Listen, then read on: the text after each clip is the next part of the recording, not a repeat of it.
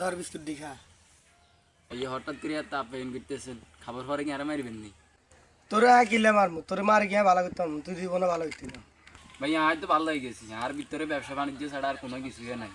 আপনি তো জানেন আগে গিয়ে প্রেম করতাম, সেদিন আর খাই চাই দিছি, সেদিন আর খালি ফ্যান দেয় খালি বিয়ে করা আপনি বলেন না ভাই, আর বিয়ের বয়স হয়েছে।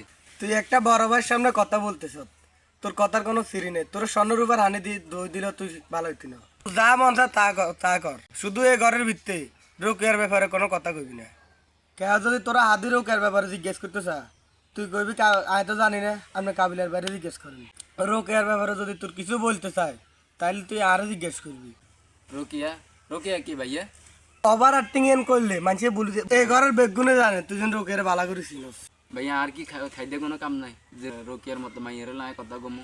আপনার লগে ফেম করে বলে হিঙ্গের দামটা দি। জাকির, সম্মান দিয়ে কথা কইবি, তাহলে লাঠি দিয়ে যত বার করে দিব। যতবার রোকের নাম লবি ততবার ভাবি করবি।